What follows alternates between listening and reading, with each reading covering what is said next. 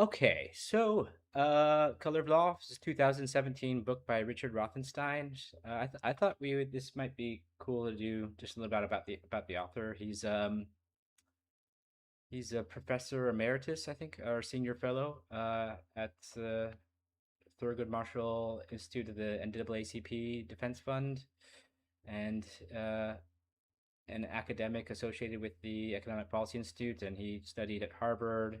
Um, and has been a senior fellow of law and social policy at the University of California, Berkeley. So he's a pretty credentialed person. I think we can. He's been his whole career been studying this subject matter. So, um, not to say that like credentials are the only thing that matters. I know this is a whole nother discussion. Like I don't think you should have to be credentialed to say something worthwhile, but um, I do think it's comforting to see maybe. I don't know. So he starts out with a little timeline of civil rights, which I kind of I kind of recounted a little bit, which I thought was interesting. So 1865, the Civil War ends. 13th Amendment is passed. That's outlaws slavery essentially. There is a Civil Rights Act 1 year later in 1866 that where Congress enforces is the abolition of slavery passed by this act, and prohibits actions that it deemed to perpetuate the characteristics of slavery, like making African Americans second class citizens, and includes like racial discrimination in housing.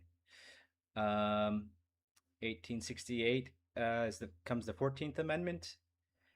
14th, sorry, did I say the 14th? Yeah, 14th Amendment. And this gives further um, powers to enforce this non-discrimination in housing, for example. 1877, I thought it was worth noting, is the end of Reconstruction.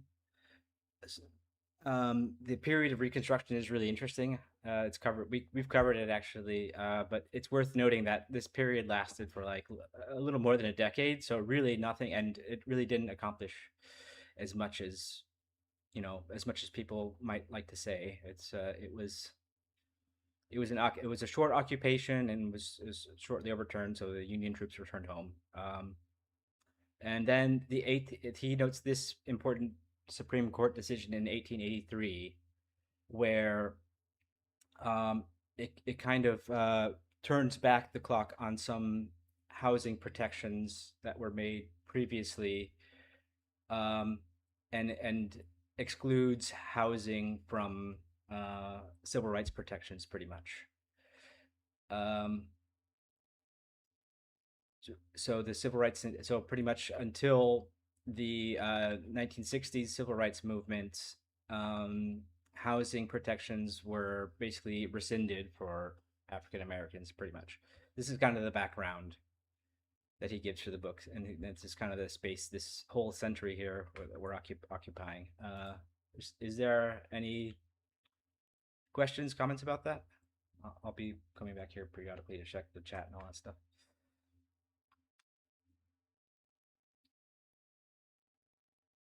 Nay? Okay. So first chapter is about San Francisco. He starts in San Francisco because it's seen as like one of the most progressive places in the U.S. And so his idea is that if the racial discrimination exists here, then it probably exists everywhere. And indeed, it does exist in San Francisco. So he focuses on um, this area of Richmond. I have a visual aid here, which is nice. Richmond's like right here, right across the bay from San Francisco, and lots of migrants, African American migrants, came here um, during the around World War II, I guess. It was in 1940 to 1945, I think was the dates. And this was in part like there's a lot of demand of jobs for the wartime economy, pretty much. So There was a lot of settlement here, and eventually, what happened was that there was a suburb that was developed, pretty much a white-only suburb called Rollingwood, which is this part of Richmond.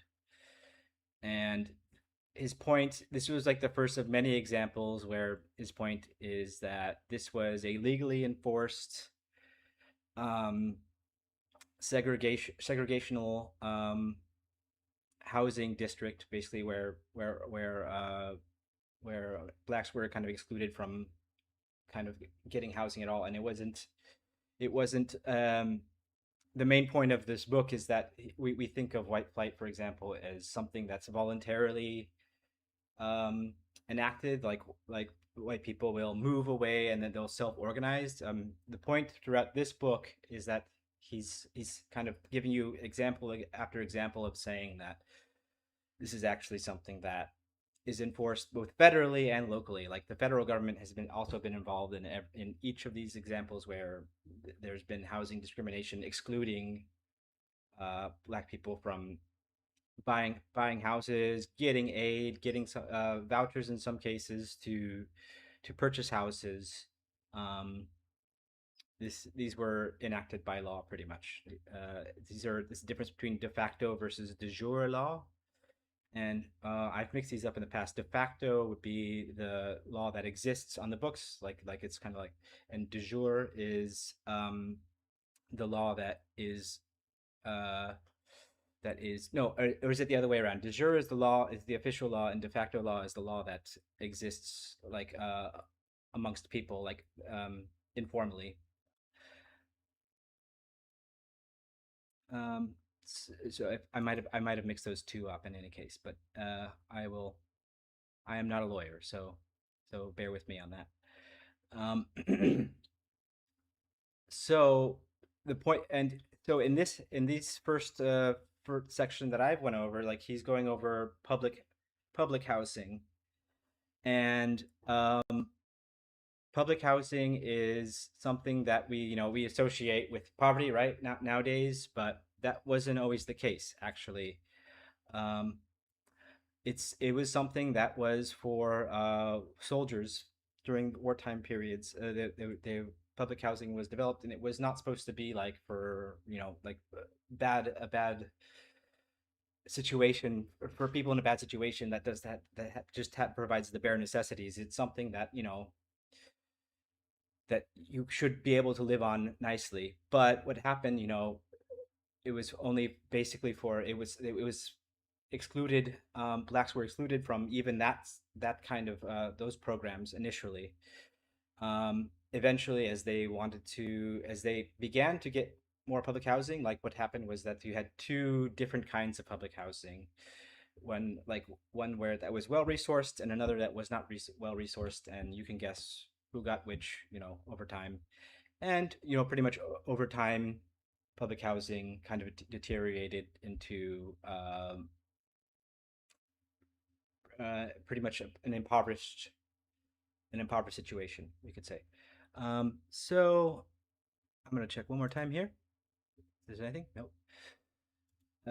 Feel free to speak up, anybody, anytime. There was something called blockbusting, which occurred in California. So there was in East Palo Alto, as soon as there was one or two black families that moved in to the neighborhood, um, and this was 1954. Um, the white residents would kind of put up signs everywhere that black families were starting to buy houses in the area, and kind of like warn everybody in a sense that we need to get out of here, kind of idea. That so they would like put signs up and make a coordinated effort to kind of leave the area, and people would just sell their homes to new to the just black families pretty much, and then pretty quickly it would become um, a predominantly black neighborhood, we could say. um, and time and again when this happens, like when black families are excluded from um, purchasing houses, the one of the fears you'll see is that housing prices will go down, or fears for public safety or something like that. That these are often local initiatives, like local housing groups will cite and bring to these concerns to the mayor, and use this kind of coded language to uh, enact this policy. So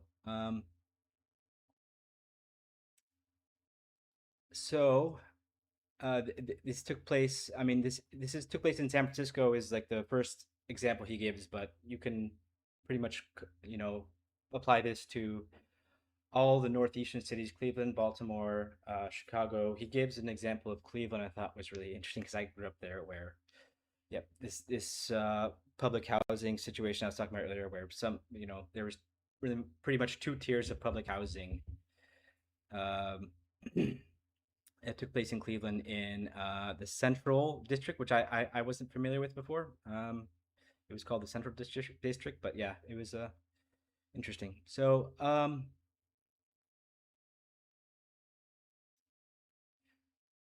Yeah, so in its conception, yeah, as I kind of went over this, public housing was for lower middle class families, not for poor families per se. We'll say. Um, okay, the New Deal. This part's a little bit might be a little bit tough for um, leftists, especially modern leftists. But FDR was not. He was not. Okay, according to this account, and I think it's pretty rightly so. The New Deal did not extend the benefits and public programs to African Americans families pretty well or at all. Like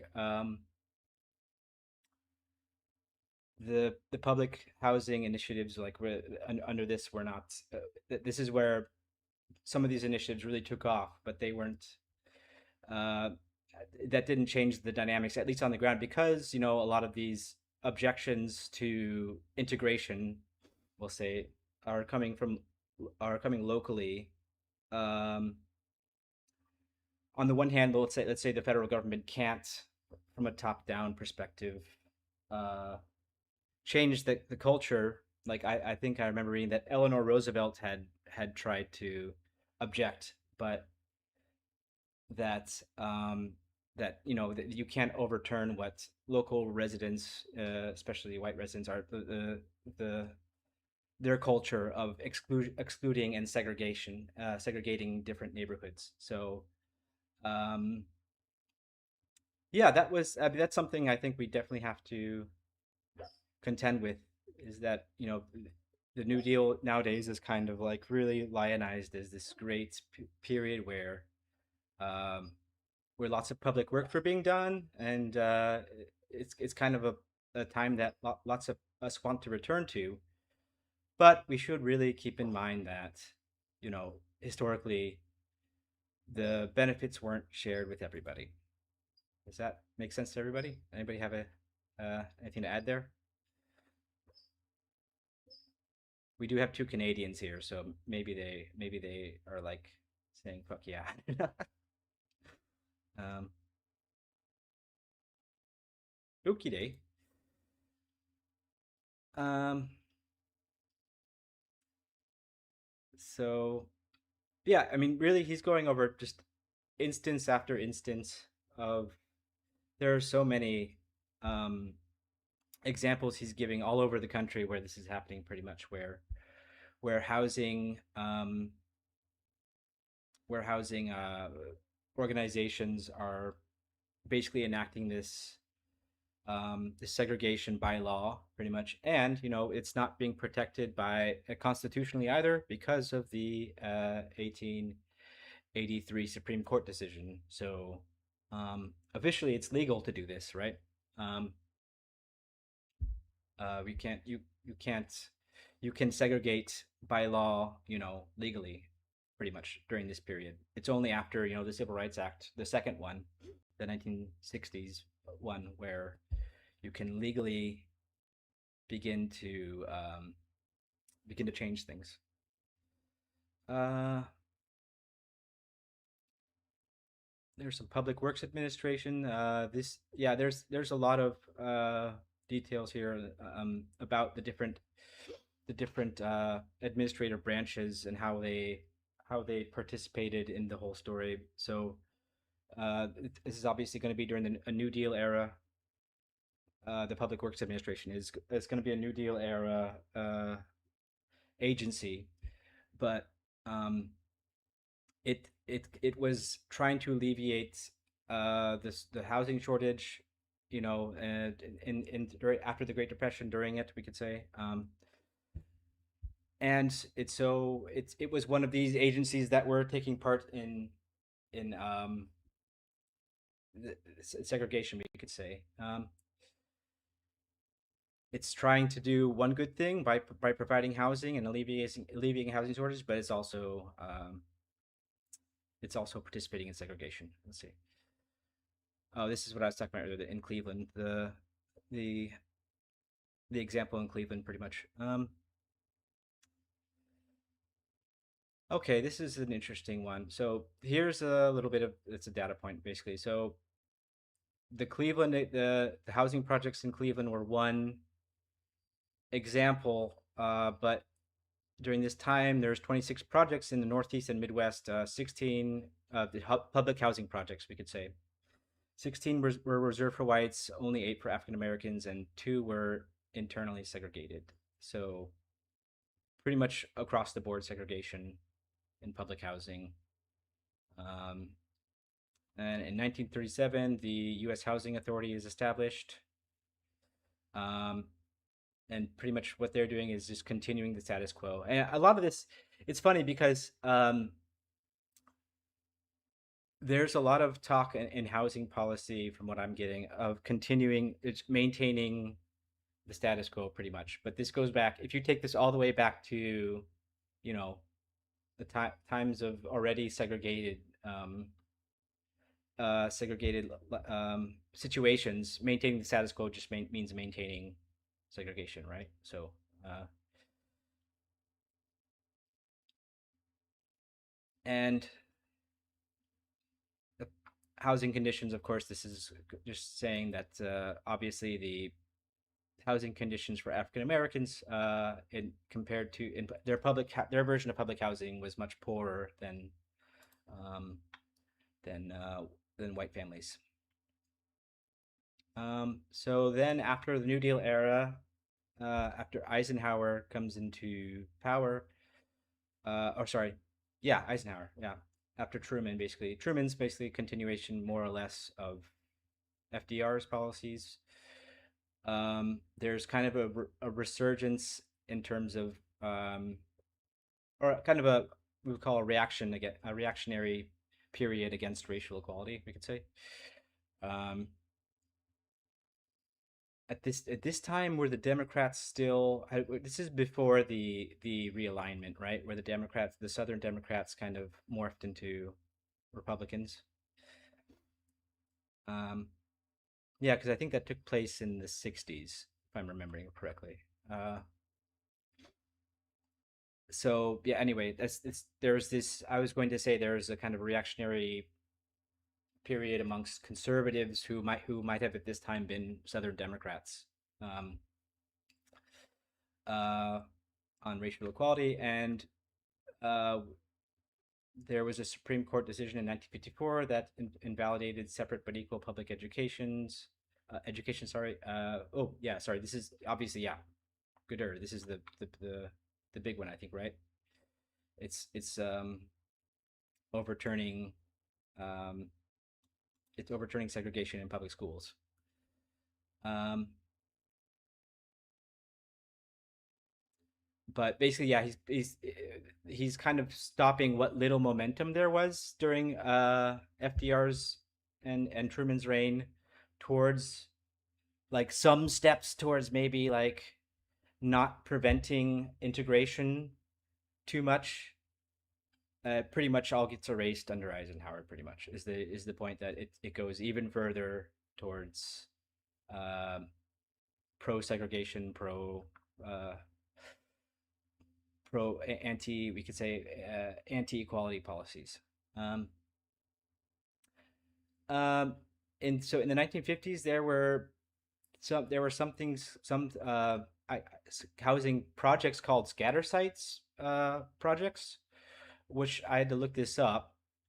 Scatter site housing is public housing for low income families, but they're built through an urban area, or throughout, sorry, an urban area rather than being concentrated into single neighborhoods. So this is just the idea that if you concentrate low income public housing, you're probably going to have a bad result, right? Because you're going to find that crime is going to be more rampant, blah blah. Um, whereas if you disperse it throughout urban areas, that this effect will definitely be tempered. But this is, of course, once again, through housing associations, through local movements, going to be resisted. People never want low income housing, and just as much as they don't want, they didn't want integrated housing. They always want, this separation, and this is still the case today. This is not anything new. Um, Sorry, I can't talk or say. Okay, cool. That's okay, Eric. Thanks for uh, thanks for coming by. If you're sticking around. Um, so in the mid 1970s, so after the civil rights movement, the 1960s one, the federal government began to recommend that cities use their public housing funds for more scatter site units. But most cities, and includes Chicago and Philadelphia, and this became continued to situate their public housings, to concentrate their public housing and low income communities. Uh, this results obviously in what you think it might result in, like really bad outcome in the long term. Like if you have low income people who aren't provided with resources, and aren't provided with that have, usually the worst areas of the cities, the most polluted areas, oftentimes, uh this when citing different neighborhoods, like where they are matters quite a bit. Obviously, some neighborhoods might be next to a factory or next to more polluted, so you can guess that wealthier communities and will take the best real estate, and they won't want lower income families, they won't want to associate with them. So uh,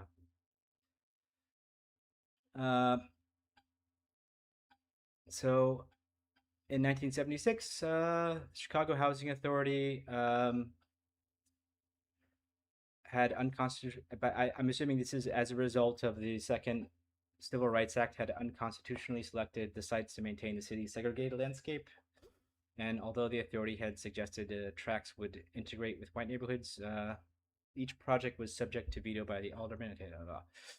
Um, anyway, this is just to say that after the Civil Rights Act was passed, you're legally able to start to do something about it. And then the mayor of Chicago at the time, Richard Daley, rejected it, saying that the public housing should not go to where it was not accepted.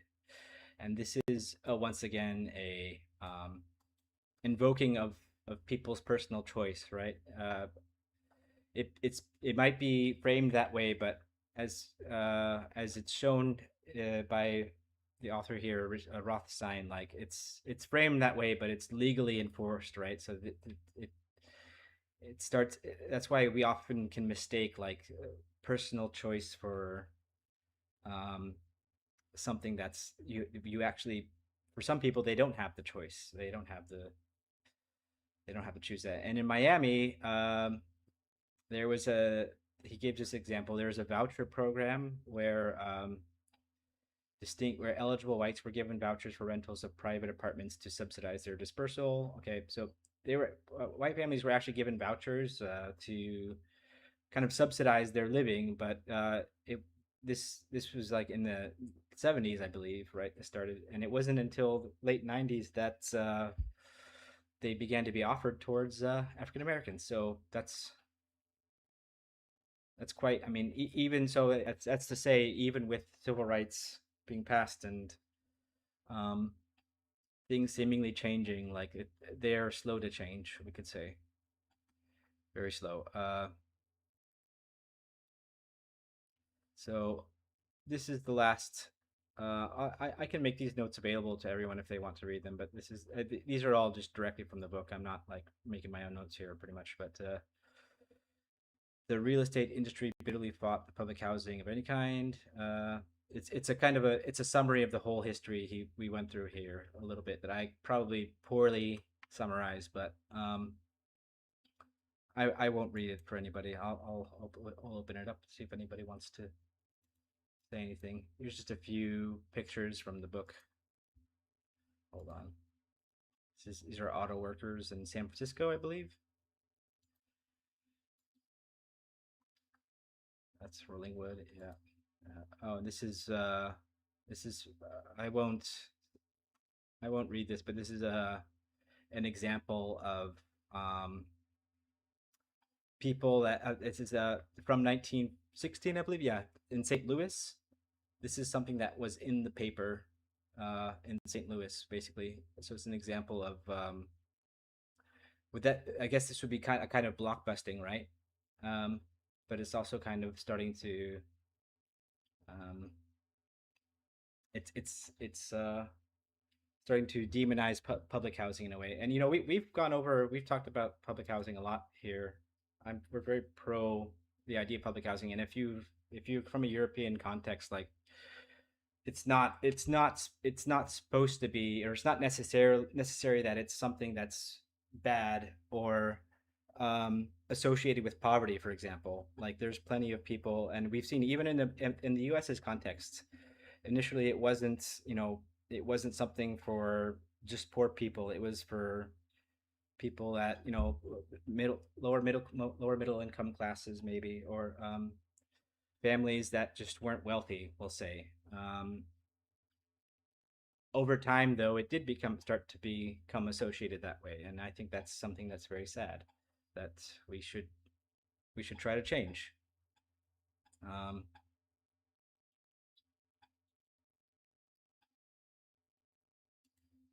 yeah, yeah, sure. This one.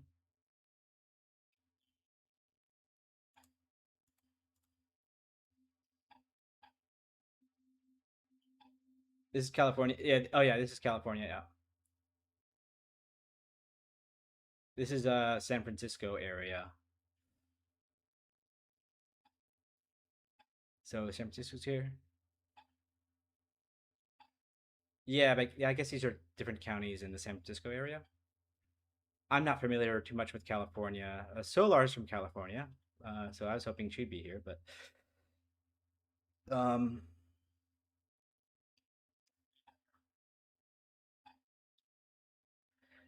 no, yeah, that'd be good. I would like to see, yeah, but yes, purely, but Richmond is the this right here is the area that he was talking about. This is what became, and I think it still might be predominantly black area. I know Oakland is, I think, as well, right? I don't know. Um, but yeah, I mean, there is a history that now, I guess it started to become that way around the Second World War period. Was like one of the first migrations into here.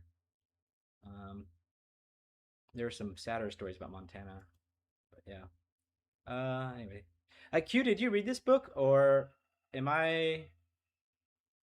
Um, did did you have any? Did I miss anything? I'm just going through actually the first two chapters so far. It's actually much more dense than I thought it was. So next week will be a lot more thing. The next chapter is going to be about racial zoning, the end of Reconstruction. So that's going to be really good too. But I have to really like be careful not to make these things like just me talking. I mean, I unless people don't mind, but I feel like there should be a little more things.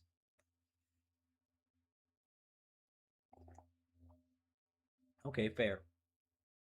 V, that's okay.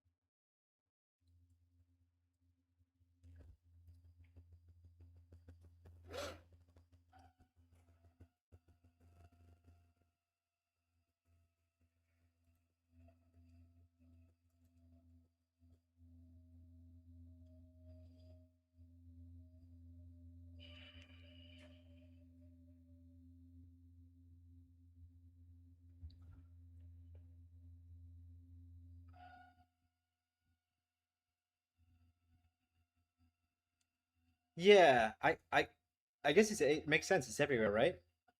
It's a little depressing when you have something like this that's going through like example after example. He starts in California, but then he goes a little bit to the south in Tennessee and Miami. I think Georgia's in there too, but then also Baltimore, Cleveland, Detroit, all these places, and just time after time again, it seems like the same thing is happening over and over again, where there are some minority of communities that uh, are pro integration or don't mind integration with in this case specifically black families, but you could probably like apply this to immigrants as well. But in this case specifically like black families, but the majority are making these efforts to like, yeah, and they have that perception that your dad probably has, and probably, to be honest, my parents or grandparents might have probably were the same way. I know my grandfather probably definitely was. He was a Polish guy from Cleveland, so and uh, it's just, and he's they just associate certain communities with poverty, and just are afraid when they they're afraid to try to live amongst them, or like to or when they start to move into the neighborhood. And um just I was a little bit taken aback by how rampant it was. I guess not, but it's just a little bit intense because I knew it was rampant, but it's a little intense when you see the case after case, everywhere, kind of a similar story of white communities doing this. Um, that's not to say again like 100% of them were like that, but we could say a good majority of them were. Um,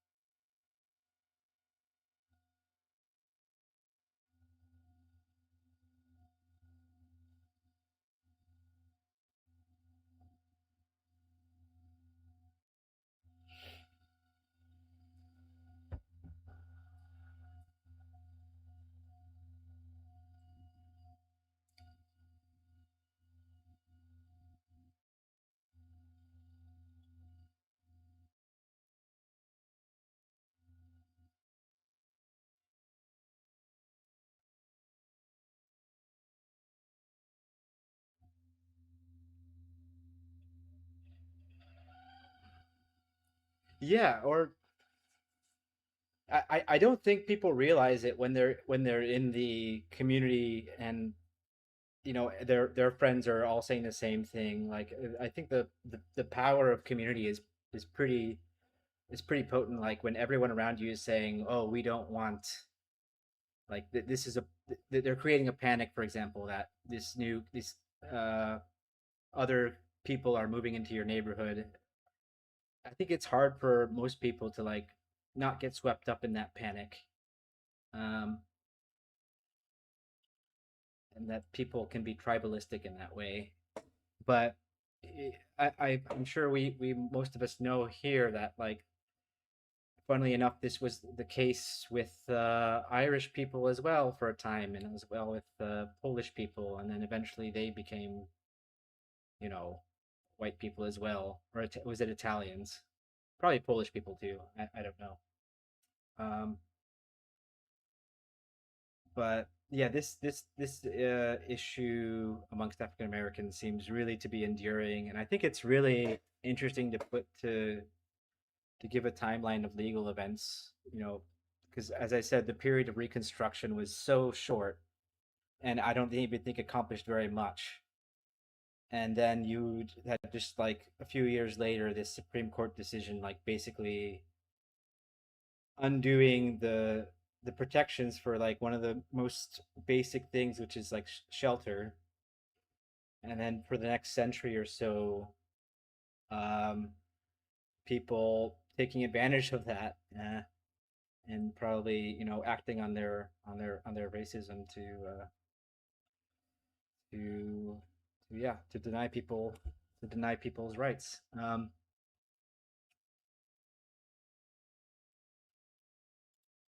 One thing he says is like is history is like not progress, it's very much vacillating, and I think that that really kind of summarizes it well. It's like it's not we're not moving towards something like steadily. It's a very much going back and forth. It's very much making some progress and then making some losing some ground.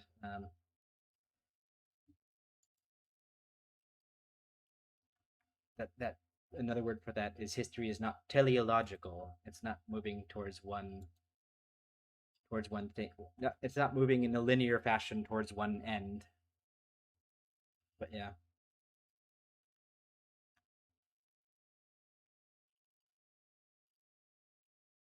B, you've been pretty quiet today. What's got anything to add?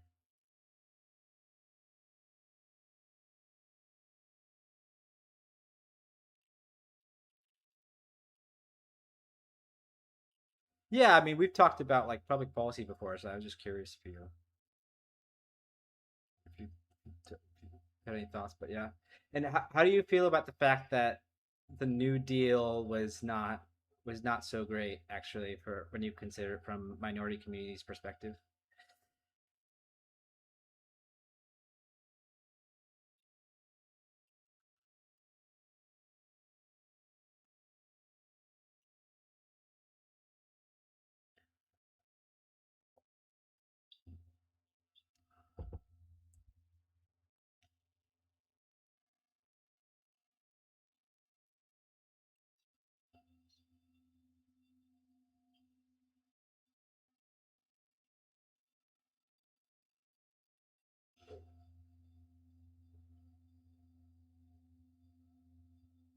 Yeah, I mean it's you don't have to read the text to like have a thoughts on the idea that the New Deal wasn't. I think it's like I don't know. I'm definitely for public policy, and I've talked about making universal policy before, but I think it's important to remember that this has been an issue for quite some time that hasn't we haven't like really maybe truly grappled with. Uh,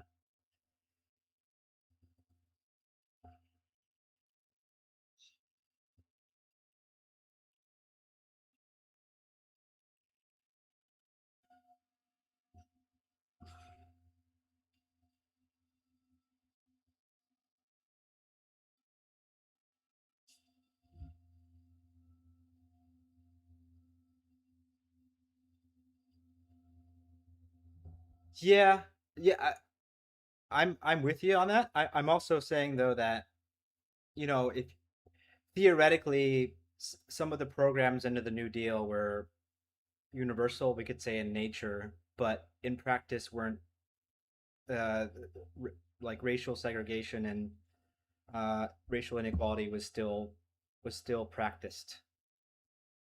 Um,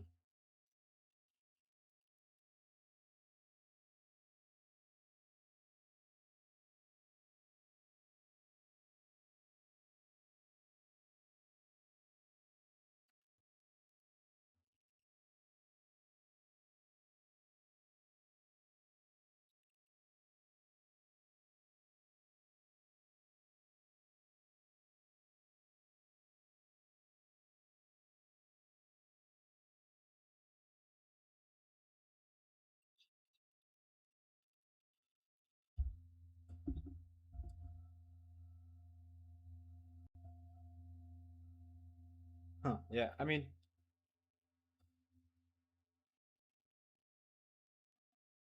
when it comes to pension, yeah, that's completely different. I haven't looked into that at all. I think anything. Yeah, yeah, it's okay. Yeah, that would be interesting to see how that applied to. Go ahead, sir. Sorry.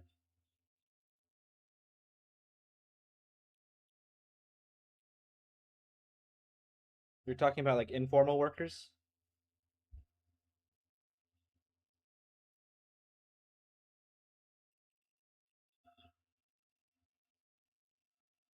Okay.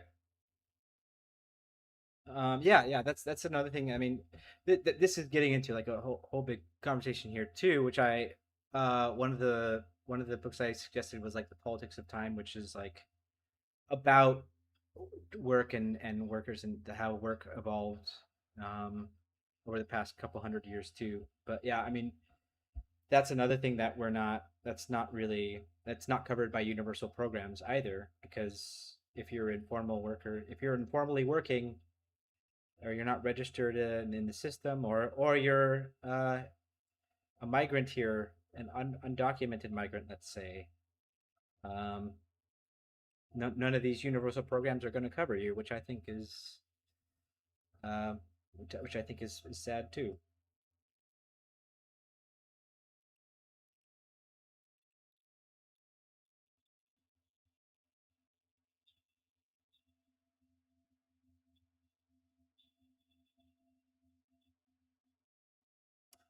Yeah, yeah, yeah. That was covered.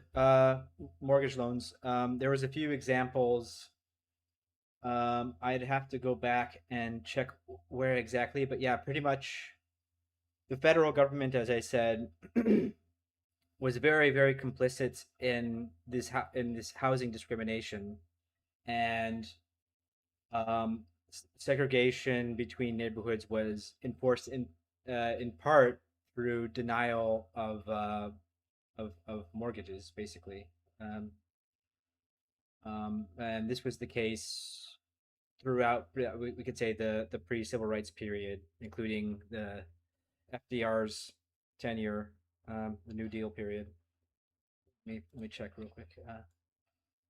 See if I can find an example here. But yeah, I mean that's of course a big one because most people, I would say, they can't pay for a house with just what they have, right? You're gonna need a loan, which is why public housing is important too, because um, it very much helps with the with people who can't even afford to pay for a house in the private market. Um, let's see, hold on, if I can find mortgage. But yeah, there are a lot of examples here. Um, and it is very new for me too. So I am I am digesting it pretty slowly. I will say slower than normal, but I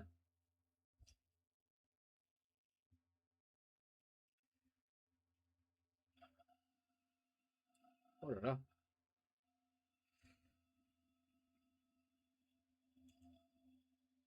Uh,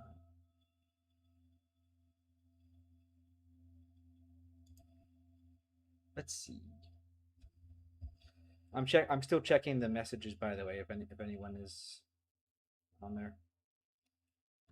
But I don't know. I feel like scatter site housing, the that part hit me especially, um, because it makes a lot of sense, and also, um, it kind of reminded me of Cleveland a little bit, where you did have like such concentrated areas, of wealth, and then concentrated areas of poverty.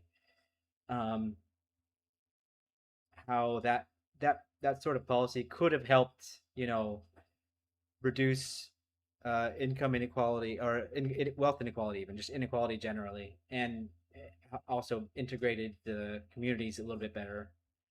Because I can't think of anybody that looks at what's happening where I was living in Cleveland, and think that was a good way to plan a city at all. It's a very kind of almost dystopian type of situation, I would say, with the amount of disparity between living situations. Um,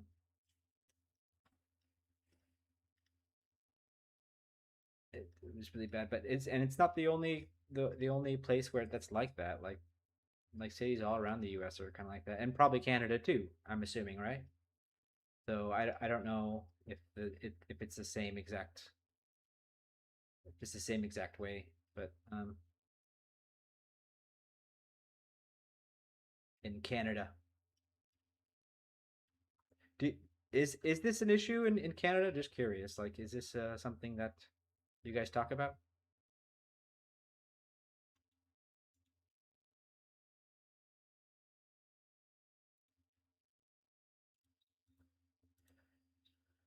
Zoning policy, housing discrimination. Do you like? Do you have? I mean, obviously Canada, I don't think ever had slavery, but does it have like minority black communities that with this kind of issue, or?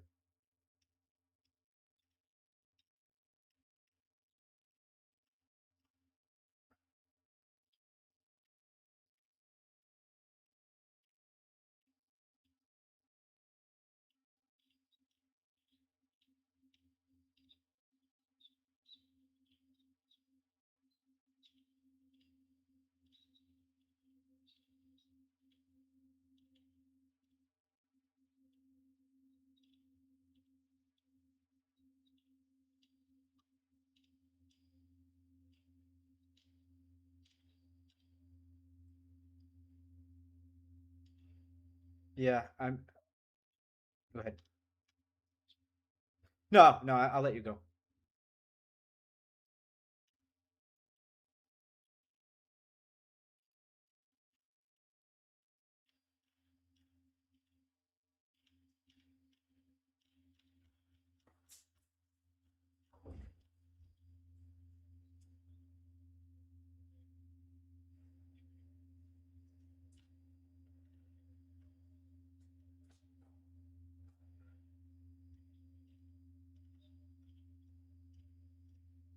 Yeah, that's what I was thinking too. Like, indigenous rights are the big thing in Canada, right?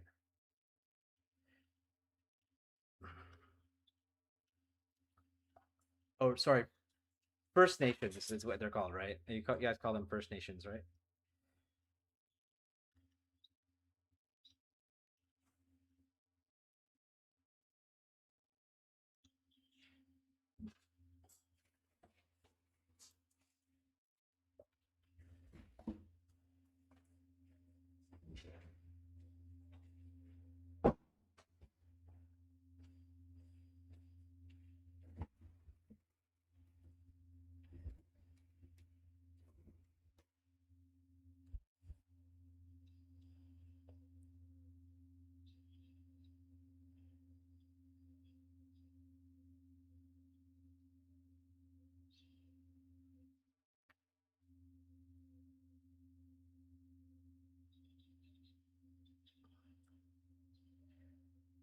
Oh, the idea that, oh well, they migrated from Asia, right?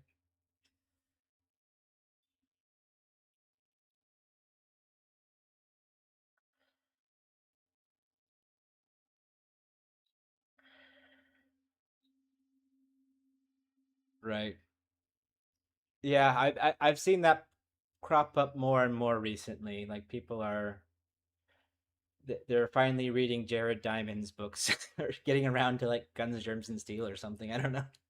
Like a really old interpretation. Like, hey, some like some white people in North America. But yeah. Um,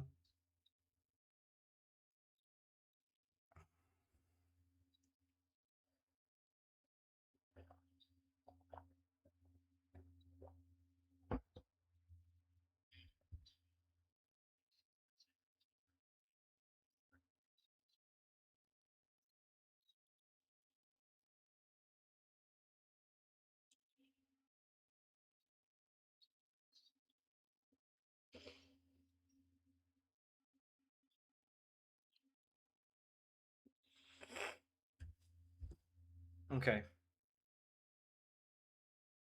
Well, I assumed that well, I assumed that people are there's a much more, a better public housing situation in Canada in general. That's why maybe it's might not this conversation might not land as good with you, but I don't know. I haven't looked into the difference. My assumption was that Canada was always more socialized.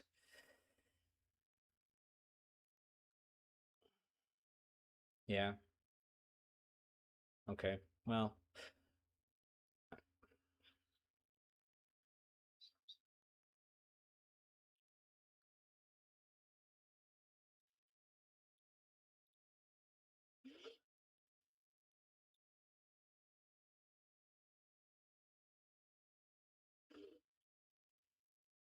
Huh. Yeah. I see people around here where I live. Like they're like especially young people. They'll get assistance for housing. Uh, when they're if they're young, just working young professionals, like even waiters and waitresses, stuff like that. Or if you're a student, you get like half your housing paid for while you're a student. That's a very common thing to do here too. There's so much like public assistance in housing that I think, like coming from the state's perspective, like it's just, there's a shame associated with like taking assistance, public assistance, and anything public basically. It's like a shameful thing to do. Take public transportation, live in public housing, like all these things are really associated with poverty or whatever. And um, I think that's a very specific thing to the U.S. Basically, is what I'm trying to get at. Just my experience abroad, but um, yeah, I mean, that's also shaped by the history, and I'm wondering why. One, I think, is neoliberalism. Sorry, but the other part of this, I think, definitely, especially after reading how widespread um this racial sentiment was, is like definitely like a product of racism in a way. Um, and I did a very poor job maybe of summarizing everything. There's a lot, but it's incredible. Like and it's sad too because it used to be more of a universal thing that everyone used to live in public housing, and public housing was not this shitty thing. But over time, it became the shitty thing to the point where you get to the 1980s, and you have Reagan and even Bill Clinton afterwards, like talking about public housing and the projects as if this is just, well, it's the ghetto, right? The projects are like synonymous with ghetto, and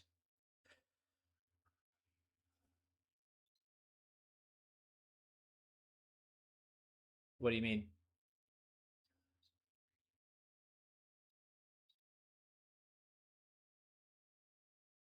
Wait, what do you mean? In the U.S., it was a thing.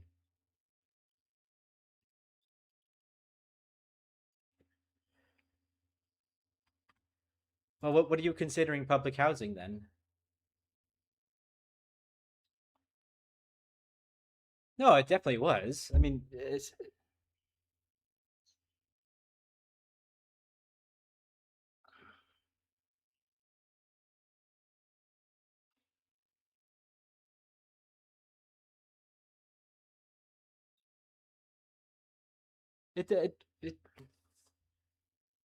It it does though. That was the whole point of the history he recounted. Is like, especially it was meant for soldiers, like war veterans, initially, and then it kind of expanded. But yeah, I mean, I'm not saying like it was widespread or that the majority of Americans, um, around the time that public housings like this was being developed, that the majority of Americans were in a public flat, but that doesn't mean that it didn't exist, or that it wasn't a thing.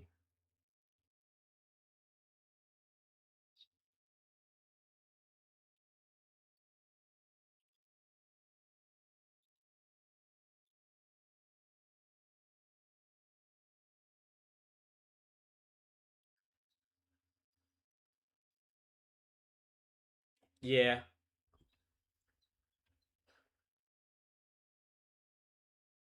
Okay. I mean, I'll well the PDF is in the. It's okay.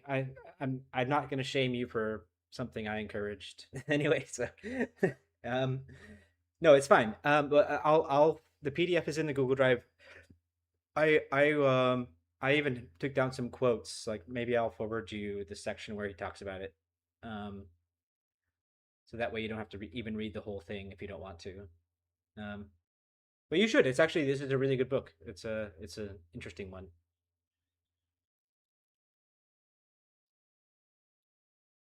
Yeah, that's fair.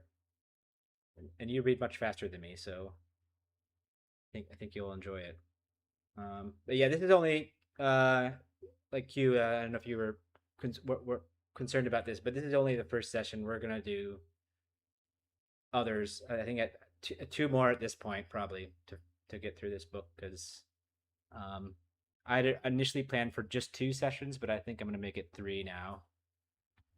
Uh, so don't worry, like this won't be the last one, and we'll cover. I'm gonna learn from this time too. Like, the first session is always a bit difficult for me because I kind of getting my bearings, and this is a brand new subject for not a brand new subject, but it's a new thing. It's a new type of book anyway. So anyway, I'll just end the stream there. I'll see you guys next week. But hold on.